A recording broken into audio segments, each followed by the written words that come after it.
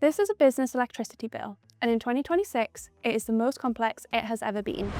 Non-commodity charges such as network costs, policy levies and system fees set by NESO, Ofgem and the government now make up over 60% of a typical business electricity bill.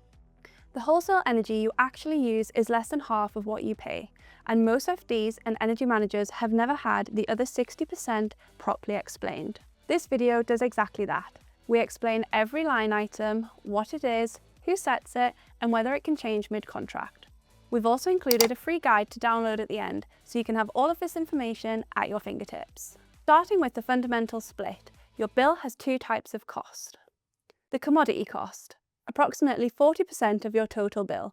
This is the wholesale cost of the electricity you use, plus your supplier's margin. This is what you negotiate, and this is what your fixed contract fixes, or at least the unit rate element of it. Then we have the non-commodity costs. On average, these are over 60% of your bill. Set by third parties, your supplier collects it on their behalf and passes it through. In most contracts though, this element can change. Your supplier doesn't keep the non-commodity element, they simply collect it and pass it on to NESO. So when TNUoS rises, it's the third-party charge that increases, not your supplier's margin. Now we have the three main network charges on your bill. First we have the transmission network use of system.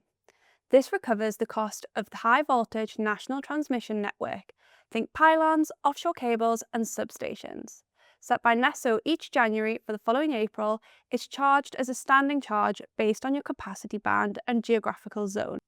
From April 2026, this rose by an average of 62%. Next we have the distribution use of system. This recovers the cost of the lower voltage local distribution network, the infrastructure that gets power from the transmission system to your site. Set by your distribution network operator, TNUoS has a time of use element. Red band, amber band and green bands carrying different rates. For half-hourly metered sites, when you use electricity matters, not just how much. Then we have the balance and services use of system. This recovers the cost of balancing electricity supply and demand across the grid in real time.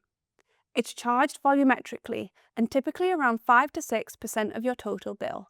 It can be volatile and it moves with the cost of the grid balancing actions taken by NESO on any given day. Next we have 5 policy levies that sit on top of the network charges: CCL, Capacity Market, CFD, the Nuclear RAB Levy and Renewables Obligation. Starting with CCL, or the Climate Change Levy.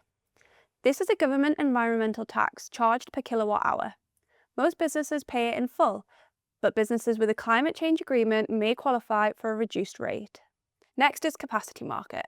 This funds the payments made to generators and demand response providers who commit to having capacity available during periods of system stress, charged per kilowatt hour.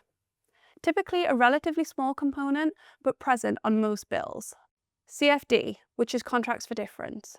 This funds the difference between the market price of renewable electricity and the agreed strike price for low carbon generators.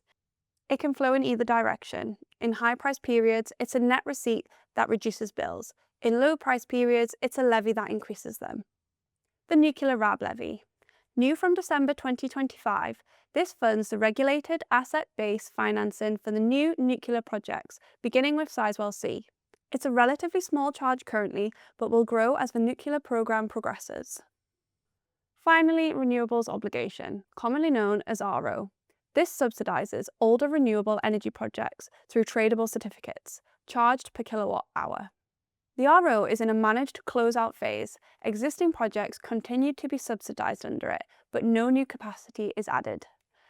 Did you know your standing charge is not a simple daily supplier fee? It's a composite, and the dominant component in 2026 is TNUoS. A typical business standing charge in 2026 contains a small supplier margin, the TNUoS component, elements of DUoS, and in some contract structures, portions of the policy levies. When your standing charge increased sharply in April 2026, it wasn't your supplier increasing the margin. It was NESO's TNUoS tariff applying to your site under your contract's pass-through terms. This means comparing supplier quotes on unit rate alone misses 2/3 of your actual cost.